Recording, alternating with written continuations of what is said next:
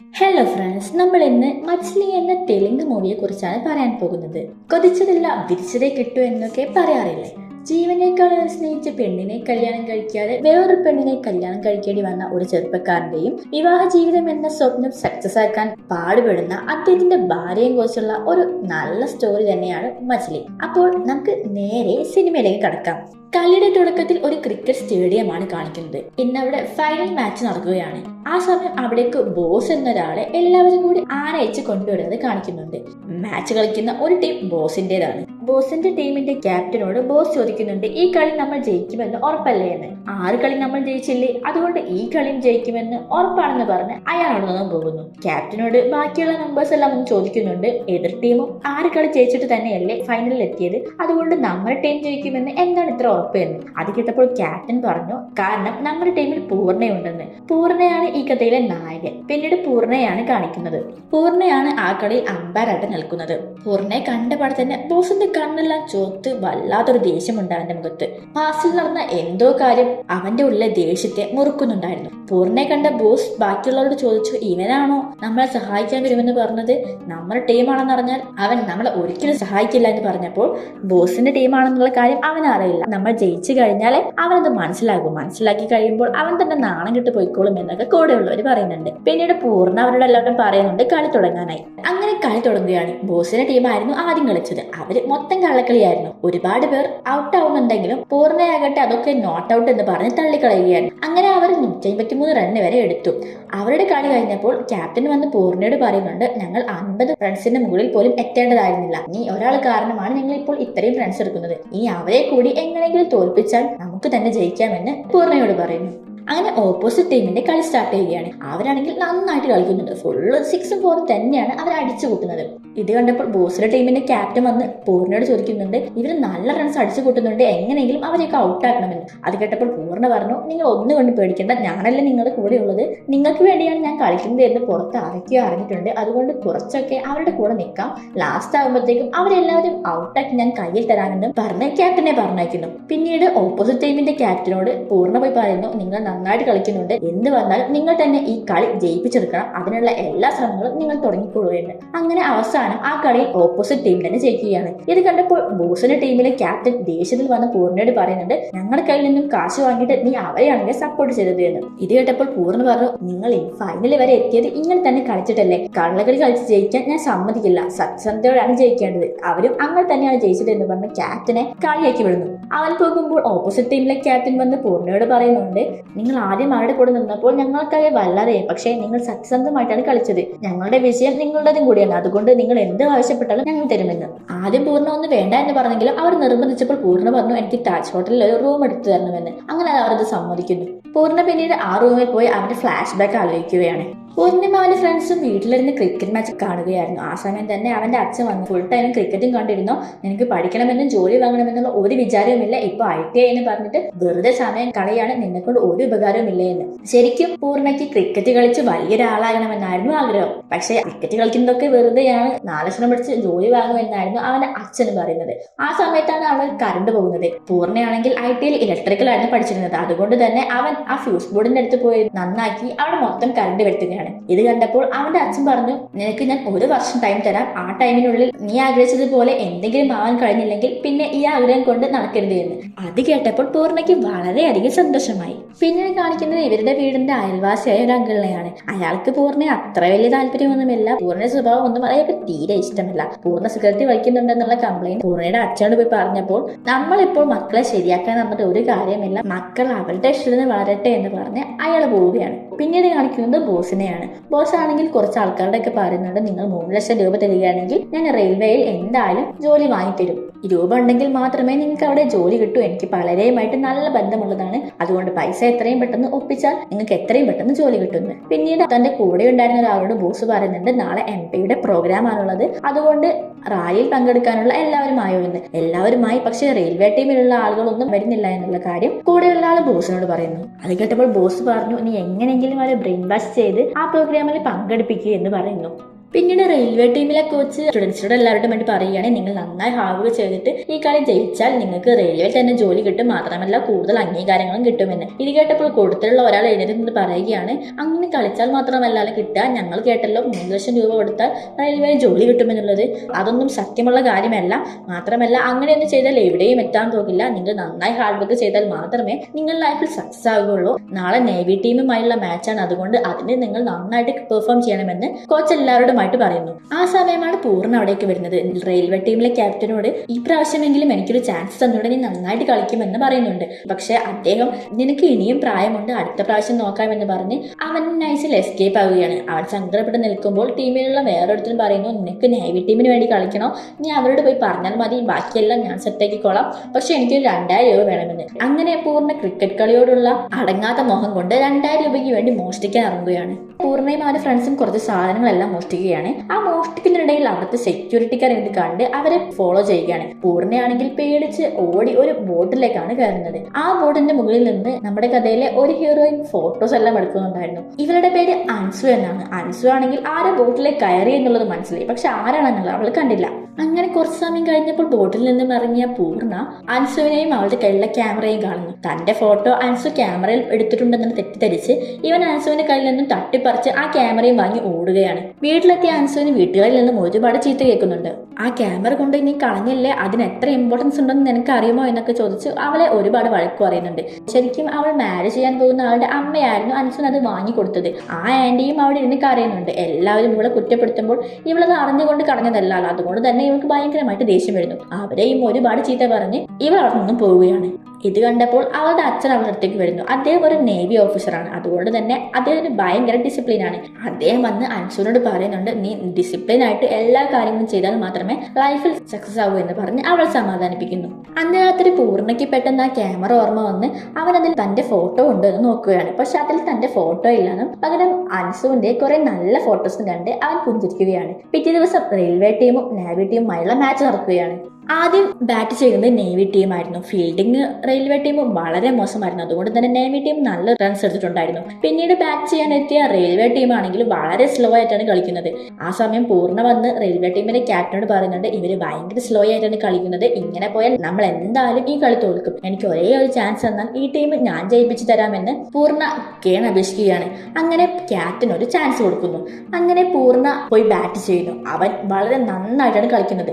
6ഉം 4ഉം നേരെ ഇടുന്നുണ്ട്. ഇത് കണ്ട് ക്യാപ്റ്റനാണ് ആകെ ഇംപ്രസ്ഡ് ആവുകയാണ്. ഈ സമയമാണ് അൻസു അവിടേക്ക് വരുന്നത്. അൻസു നേവി ടീമിന്റെ ക്യാപ്റ്റനോട് പോയി പറയുന്നുണ്ട്, ഇവനാണ് എന്റെ ക്യാമറ മോഷ്ടിച്ചത്, നീ അവനിട്ടൊരു പണി കൊടുക്കണമെന്ന്. ഉടനെ തന്നെ അടുത്ത ബോൾ എറിയുമ്പോൾ ആ ബോൾ നേരെ പോയി പൂർണ്ണയുടെ നെറ്റി കൊണ്ട് അവനവിടെ വീഴുകയാണ്.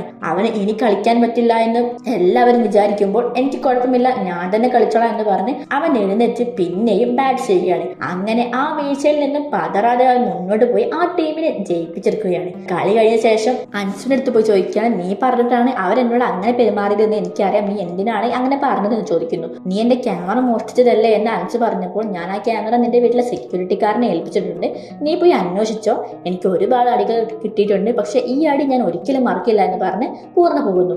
അൻസു ആകട്ടെ സെക്യൂരിറ്റിക്കാരൻ്റെ അടുത്ത് അന്വേഷിക്കുമ്പോൾ രാവിലെ തന്നെ ഒരു പയ്യൻ ഇത് ഇവിടെ കൊണ്ടു തന്നു എന്ന് പറഞ്ഞ് ആ ക്യാമറ അൻസുവിനെ ഏൽപ്പിക്കുന്നു. അങ്ങനെ പിറ്റേ ദിവസം പൂർണ്ണ നടന്നു പോകുമ്പോൾ അൻസു അവിടേക്ക് വരികയാണ്. അൻസു അവനോട്, ഞാൻ ചെയ്തതിന് സോറി, നീ ഒന്ന് മനസ്സിൽ വെച്ചേക്കരുത്, അടുത്ത ദിവസം എന്റെ ബർത്ത്ഡേ ആണ്, നീ എന്തായാലും വരണമെന്ന് പറഞ്ഞ് അവനെ തന്റെ ബർത്ത്ഡേയിലേക്ക് ഇൻവൈറ്റ് ചെയ്യുന്നു. ഞാൻ ഉറപ്പായിട്ട് വരുമെന്ന് പറഞ്ഞ് അവനും പോകുന്നു. പൂർണ്ണയ്ക്കാണെങ്കിൽ അവളോട് പ്രത്യേക ഒരു ഇഷ്ടം തോന്നി തുടങ്ങുന്നു. അതുകൊണ്ട് തന്നെ അവൾക്ക് കൊടുക്കാനായി അവൻ സ്വന്തമായിട്ടൊരു ഗ്രീറ്റിംഗ് കാർഡ് എല്ലാം ഉണ്ടാക്കുന്നുണ്ട്. അങ്ങനെ പൂർണ്ണ നല്ല ഗ്രീറ്റിംഗ് കാർഡ് ഉണ്ടാക്കി അവളുടെ ബർത്ത്ഡേക്ക് പങ്കെടുക്കാനായി പോവുകയാണ്. അവിടെ എത്തിയ ആ ഗ്രീറ്റിംഗ് കാർഡ് അവൾക്ക് കൊടുക്കുന്നു. അതൊരു മ്യൂസിക്കൽ ഗ്രീറ്റിംഗ് കാർഡ് ആയിരുന്നു. അതാണെങ്കിൽ അൻസുവിന് വളരെയധികം ഇഷ്ടപ്പെടുകയും ചെയ്തു. പിന്നീട് ഇവർ പരസ്പരം അടുക്കുകയാണ്. അവളെ വേറൊരാളെ കല്യാണം കഴിക്കാൻ പ്ലാൻ ചെയ്തു എന്ന് പറഞ്ഞിട്ടില്ലായിരുന്നോ? പക്ഷെ ആ കല്യാണത്തിന് അൻസുവിന് തീരെ താല്പര്യമില്ലായിരുന്നു. എല്ലാവരും കൂടെ അവളുടെ തലയിൽ കെട്ടിവെച്ചതായിരുന്നു അത്. അതുകൊണ്ട് തന്നെ പൂർണ്ണയുമായി ഇവൾ കുറച്ചുകൂടെ അടുക്കുന്നു. പിന്നീട് രാത്രി പൂർണ്ണ നടന്നു പോകുമ്പോൾ റെയിൽവേ ടീമിലെ കുറച്ച് ആളുകൾ വന്ന് അവനെ നന്നായി തല്ലുന്നുണ്ട്.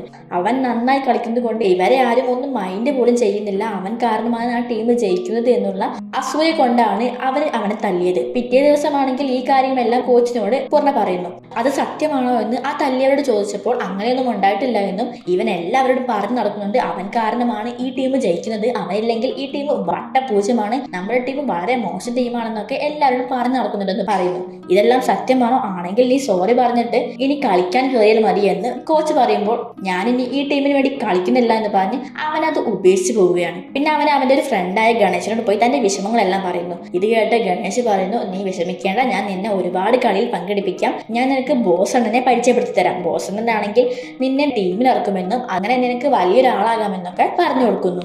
അങ്ങനെ ഗണേശ് പറഞ്ഞതനുസരിച്ച് പൂർണ്ണയ്ക്ക് താല്പര്യമില്ലാതിരുന്നത് കൂടി കൂടുതൽ പൈസ കിട്ടുന്ന ഏത് ടീമിന് വേണ്ടിയും കളിക്കാനായി പൂർണ്ണ സമ്മതിക്കുകയാണ്. അങ്ങനെ ഒരു ദിവസം ബോസും കൂട്ടാളികളും ഇറങ്ങി വരുന്ന സമയത്ത് അൻസുവിനെയും പൂർണ്ണയെയും ഒരുമിച്ച് കാണുകയാണ്. പൂർണ്ണയുടെ കൂടെ ഉള്ളത് ആരാണെന്ന് ബോസ് ചോദിക്കുമ്പോൾ അത് അവന്റെ ലവറാണെന്നുള്ളത് ഗണേശ് പറയുന്നു.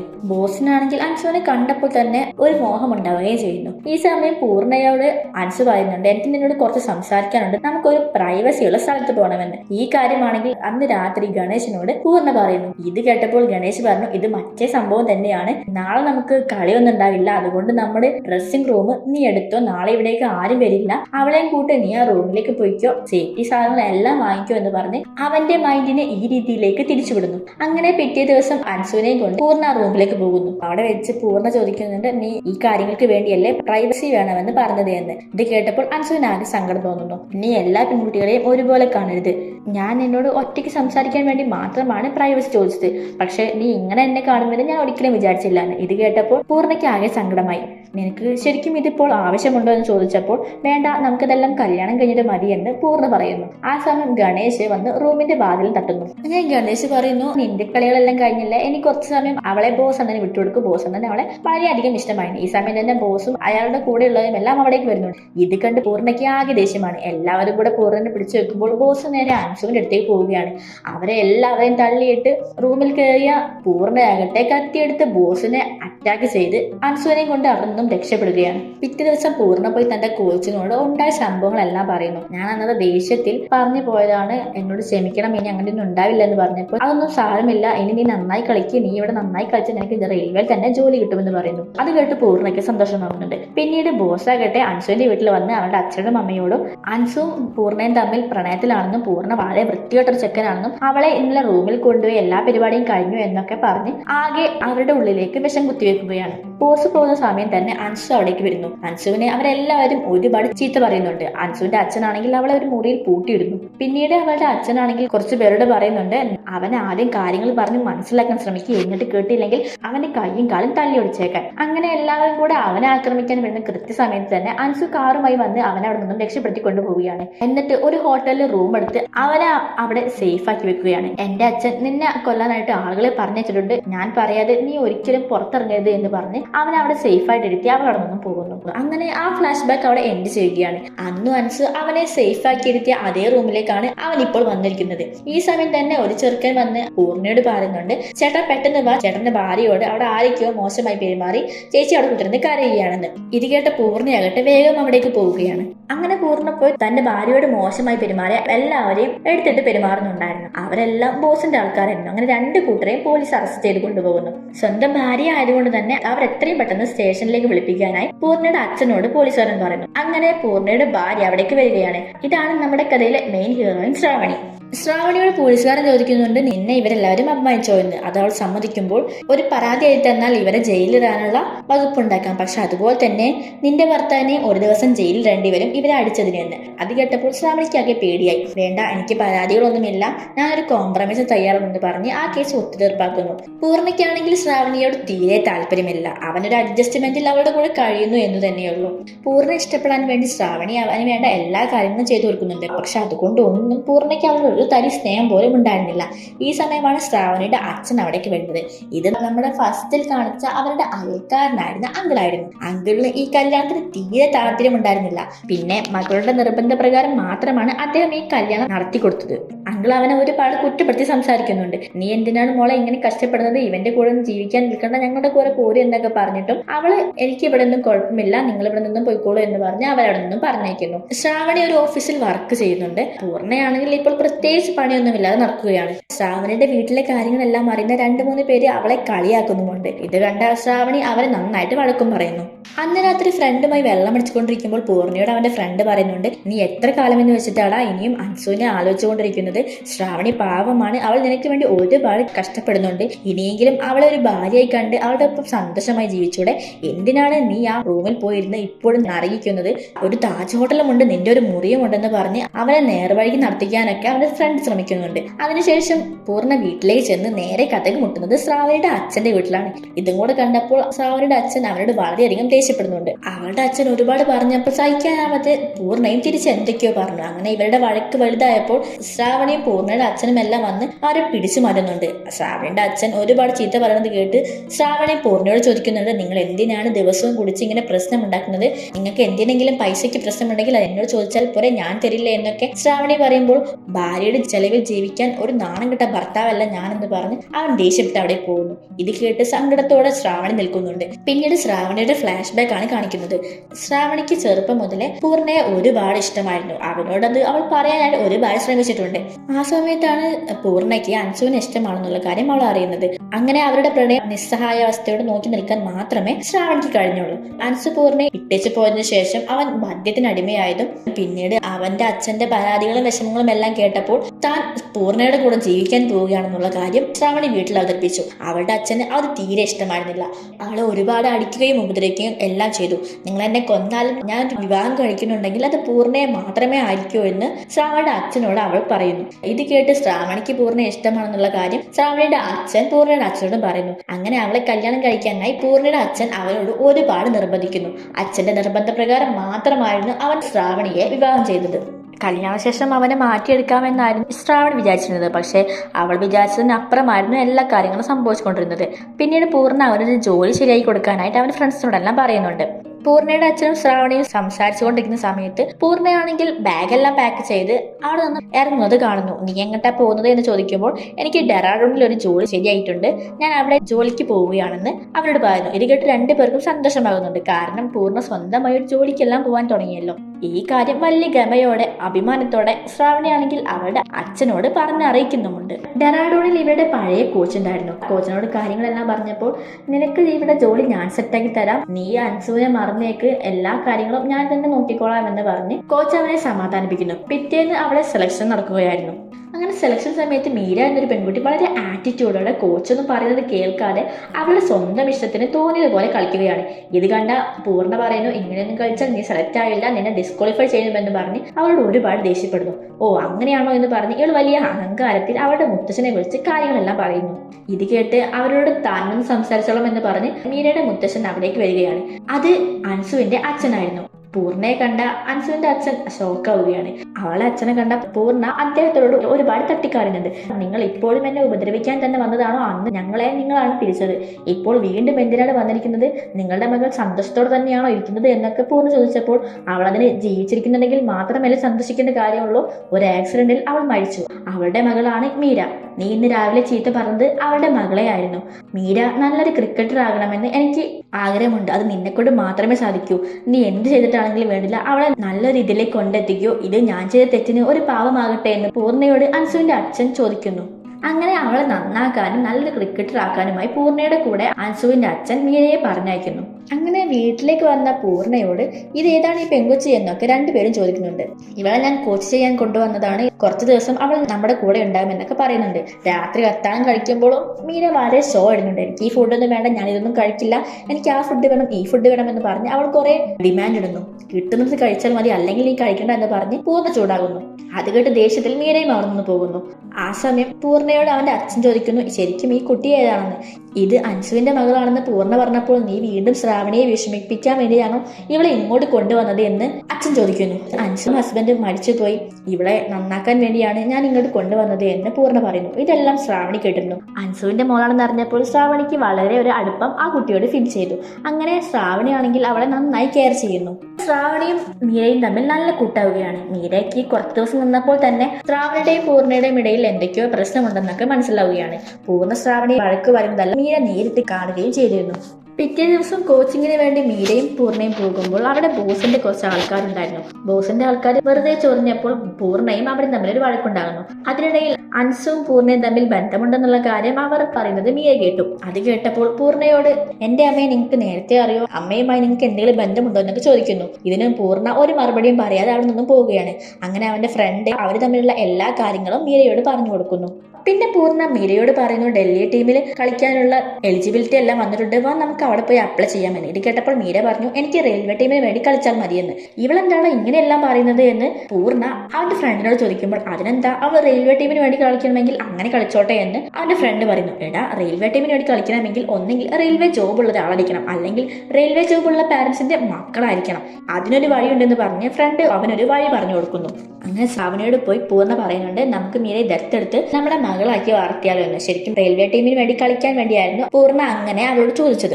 അതിനാദ്യം അവളുടെ മുത്തച്ഛൻ സമ്മതിക്കേണ്ടേ എന്ന് ശ്രാവണി പറയുന്നുമുണ്ട്. അങ്ങനെ മുത്തച്ഛൻ സമ്മതത്തോടെ അവർ രണ്ടുപേരും അവളെ ദത്തെടുക്കാൻ തയ്യാറായി. പക്ഷെ ഇത് കേട്ട് മീര പറഞ്ഞു നിങ്ങൾ എന്റെ അച്ഛനും അമ്മയും ആകുന്നതിന് മുമ്പ് നല്ലൊരു ഭാര്യയും ഭർത്താവുമായി കാണിക്കി, എന്നിട്ട് എന്നെ ദത്തെടുക്കാം, അല്ലാതെ ഞാൻ ഇതിന് സമ്മതിക്കില്ല എന്ന്. അങ്ങനെ മീരയാണെങ്കിൽ ഇവരെ അടുപ്പിക്കാനായി ശ്രമിക്കുന്നുണ്ട്. ഇവരാണെങ്കിൽ അവളുടെ മുമ്പിൽ ഒരു ഭാര്യയും ഭർത്താവുമായിട്ട് അഭിനയിക്കുന്നുമുണ്ട്. അതിനിടയിൽ ശ്രാവണിയുടെ അമ്മ വന്ന് അവളോട് പറയുന്നുണ്ട് നിങ്ങൾ അവളെ ദത്തെടുക്കാൻ പാടില്ലായിരുന്നു, അവൻ ഇപ്പോൾ നിന്നോട് വളരെ നന്നായിട്ടാണ് സംസാരിക്കുന്നത്, ഇനി നാളെ നിങ്ങൾക്കൊരു കൊച്ചുണ്ടാവുകയാണെങ്കിൽ അവൾ വലിയൊരു ബാധ്യതയായിത്തീരുന്നു, അങ്ങനെ ഒരിക്കലും വരില്ല എന്നും അഥവാ അങ്ങനെ എന്തെങ്കിലും ചിന്ത വരികയാണെങ്കിൽ ഞങ്ങൾ കുഞ്ഞുങ്ങളെ തന്നെ വേണ്ട എന്ന് വെക്കുമെന്ന് ശ്രാവണി പറയുന്നു. ഇതെല്ലാം പൂർണ്ണ കേൾക്കുന്നുണ്ടായിരുന്നു. അതുകൊണ്ട് തന്നെ പൂർണ്ണയ്ക്ക് അവളുടെ പ്രത്യേക ഒരു താല്പര്യം വന്നു തുടങ്ങി. മീരയുടെ മുന്നിൽ അഭിനയിക്കുമ്പോൾ രണ്ടുപേരും തമ്മിൽ പരസ്പരം കുറച്ചുകൂടെ അടുക്കുന്നുണ്ടായിരുന്നു. പിന്നീട് പൂർണ്ണയും അവന്റെ ഫ്രണ്ടും കൂടെ ബൈക്കിൽ പോവുകയായിരുന്നു. ആ സമയം ഫ്രണ്ട് പറയുന്നുണ്ട് നീയും ശ്രാവണിയും ഇപ്പോൾ നല്ല അടുപ്പത്തിലാണ്, ഇത് ഇങ്ങനെ തന്നെ പോയാൽ മതി, ഇനി നീ അൻസുവിനെ ഒന്നും ഓർത്തിരിക്കരുത്, നിനക്കും ശ്രാവണിക്കും നല്ലൊരു ജീവിതം ഉണ്ടാവട്ടെ എന്ന് പറയുമ്പോൾ അവൻ വണ്ടി നിർത്താനായി പറയുന്നു. എന്നിട്ട് അവൻ താജിലേക്ക് പോവുകയാണ്. ഇത് കണ്ട് അവന്റെ ഫ്രണ്ടിന് ഒരുപാട് സങ്കടമായി. ആ സമയം ശ്രാവണി അവന്റെ ഫ്രണ്ടിനെ വിളിക്കുന്നു. പൂർണ്ണയെ വിളിച്ചത് കിട്ടുന്നില്ല എന്നും അവൻ എവിടെയാണെന്നും ശ്രാവണി ഫ്രണ്ടിനോട് ചോദിക്കുമ്പോൾ നീ വിചാരിക്കുന്നത് പോലെ അവൻ മാറിയിട്ടൊന്നുമില്ല, അവൻ ഇപ്പോഴും ആ മുറിയും ഹോട്ടലും തന്നെയാണ് വേണ്ടത്, അവനെന്താ ആ റൂമിലേക്ക് പോയി, നീ വെറുതെ അവനെ സ്വപ്നം കൊണ്ട് നടക്കണ്ട എന്ന് പറഞ്ഞ് ഫ്രണ്ട് ഫോൺ കട്ട് ചെയ്യുന്നു. ഇത് കേട്ടപ്പോൾ ശ്രാവണി വളരെയധികം സങ്കടപ്പെടുന്നു. എന്നാൽ പൂർണ്ണയാകട്ടെ ആ മുറിയിൽ കയറി എല്ലാം ഒന്ന് കണ്ട ശേഷം അതിന്റെ ചാവി എടുത്ത് റിസപ്ഷനിൽ കൊടുത്ത് ഞാൻ ഈ മുറി വെക്കേറ്റ് ചെയ്യുകയാണ്, ഇനി ഞാൻ ഇങ്ങോട്ട് വരില്ല എന്ന് പറഞ്ഞ് സന്തോഷത്തോടെ തിരിച്ച് വീട്ടിലേക്ക് പോവുകയാണ്. അങ്ങനെ പൂർണ്ണയാണെങ്കിൽ ശ്രാവണിയോടുള്ള ഇഷ്ടം പറയാനായി അവളുടെ അടുത്ത് ചെന്നപ്പോൾ നിങ്ങൾ വിഷമിക്കേണ്ട, മീര പോവുകയല്ലേ, ഇനി നമ്മൾ തമ്മിൽ അഭിനയിക്കേണ്ട കാര്യമൊന്നുമില്ല, എനിക്ക് ഒരു ട്രാൻസ്ഫർ കിട്ടിയിട്ടുണ്ട്, ഞാൻ അവിടേക്ക് പോവുകയാണ്, ഇനി നിങ്ങൾ ബുദ്ധിമുട്ടണ്ട, നിങ്ങൾക്ക് തോന്നുന്ന പോലെ തന്നെ ജീവിച്ചോളൂ, ഞാനൊരു ശല്യമായി വരില്ല എന്ന് പറഞ്ഞ് അവൾ അവിടെ നിന്നും പോകുന്നു. ഇത് കേട്ട പൂർണ്ണയ്ക്ക് ആകെ സങ്കടമാകുന്നു. പിറ്റേ ദിവസം അവൾ ബാഗെല്ലാം പാക്ക് ചെയ്ത് റെയിൽവേ സ്റ്റേഷനിലേക്ക് പോവുകയാണ്. അവളെ കൊണ്ടുവിടാനായി പൂർണ്ണയും പോകുന്നുണ്ട്. പോകുന്ന വഴി ശ്രാവണിയോട് പൂർണ്ണ പറയുന്നുണ്ട് നീ എന്നിൽ നിന്ന് അകന്നു പോവുകയാണോ, എനിക്ക് ഇപ്പോഴാണ് നിന്റെ സ്നേഹമെല്ലാം മനസ്സിലായത്, സ്വന്തം മോളല്ലായിട്ട് കൂടി അൻസുവിന്റെ മോളെ നീ സ്വന്തം മോളെ പോലെ തന്നെയാണ് നോക്കുന്നത്, നിന്റെ നന്മകളെല്ലാം ഞാൻ ഇപ്പോഴാണ് തിരിച്ചറിയുന്നത്, അവളെ കാണിക്കാനായി നമ്മൾ അഭിനയിച്ചു എന്നുള്ളതൊക്കെ ശരിയാണ്, പക്ഷെ ഞാൻ പോലും അറിയാതെ ഞാൻ നിന്നിലേക്ക് ഒരുപാട് അടുത്തു പോയി, എനിക്കിനി നീ ഇല്ലാതെ പറ്റില്ല, നിന്നെ കരയിപ്പിക്കാതെ എൻ്റെ നല്ലൊരു ഭാര്യയെ ഞാൻ നിന്നെ കൊണ്ടു നടന്നോളാം, എന്നെ വിട്ട് പോവാതിരുന്നൂടെ എന്നൊക്കെ അവൻ കരഞ്ഞുകൊണ്ട് അവളോട് ചോദിക്കുന്നു. ഇത് കേട്ട് അവൾക്കും ആകെ സങ്കടമാകുന്നു. അങ്ങനെ അവർ രണ്ടുപേരും ഒന്നു ചേരുന്ന ആ ഇടത്താണ് സിനിമ അവസാനിക്കുന്നത്. അത്യാവശ്യം നല്ലൊരു മൂവി തന്നെയാണ് മച്ചിലി. കാണാത്തവർ പോയി കാണുക. അപ്പോൾ അടുത്തൊരു മൂവിയിൽ നമുക്ക് വീണ്ടും കാണാം. Okay, by.